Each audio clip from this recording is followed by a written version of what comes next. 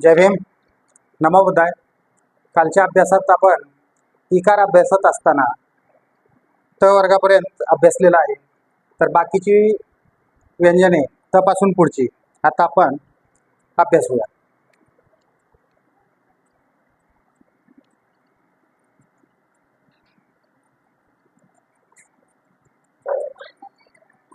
P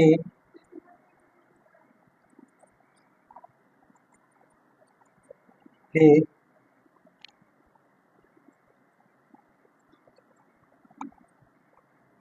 बी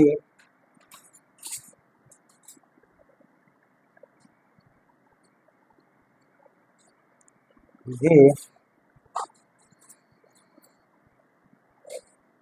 मी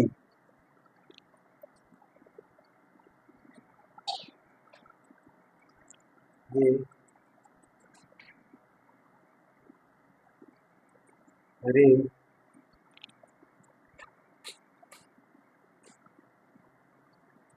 ले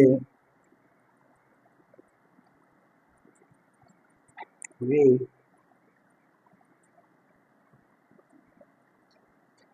शे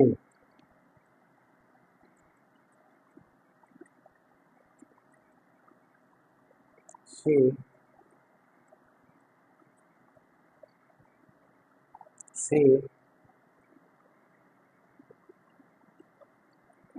हे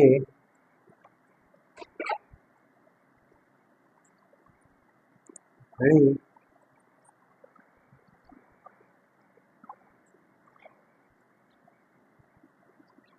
शी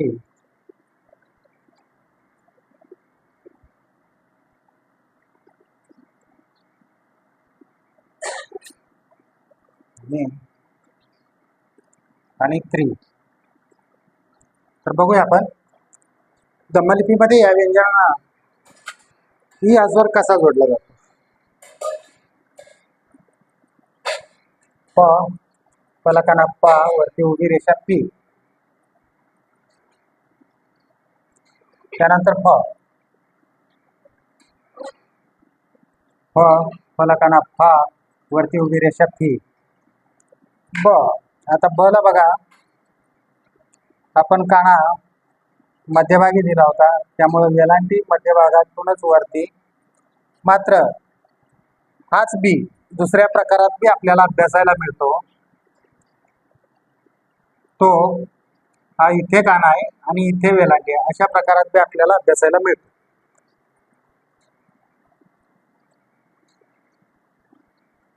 ब बलकाना भा वरती उभी रेषा बी वेलांटी ते.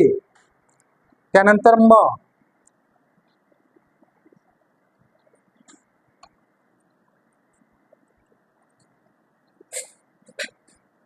म मला पण मध्यभागी बी वेलांटी अभ्यासायला मिळते आपल्याला, आणि इथे बी वेलांटी अभ्यासा मध्यभागातून वेलांटी अभ्यासायला मिळते. ही सध्या आपण विचारात घ्यायची नाही, मात्र पुढे अभ्यासात तुम्हाला अशा प्रकारची येऊ शकते, त्यामुळे मी तुम्हाला हे शिकवतोय. मात्र अभ्यास करताना आपण आता ह्या मीचा विचार करायचा. शिरोभागातून काना आणि तिथून वरती वेलांटी. त्यानंतर ई याला काना या वरती उभी रेषा ई. रला काना रा उभी रेषा री. ला काना ला वरती उभी रेषा ली.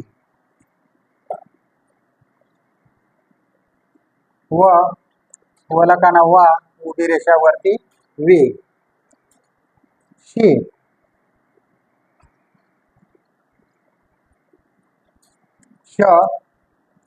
शला काना शा उभी रेषा शी.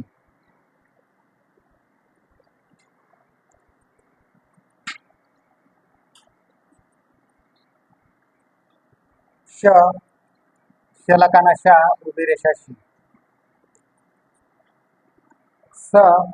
सला काना सा वरती उभी रेषा सी.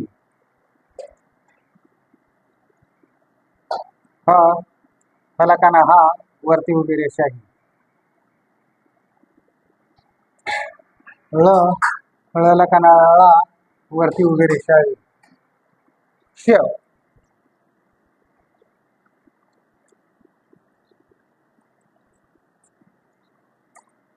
जसा जोडाक्षरामध्ये आपण काना वरच्या अक्षराला अभ्यासला, त्याच पद्धतीनं वेलांटी सुद्धा ही वरच्याच अक्षराला द्यायची. शी.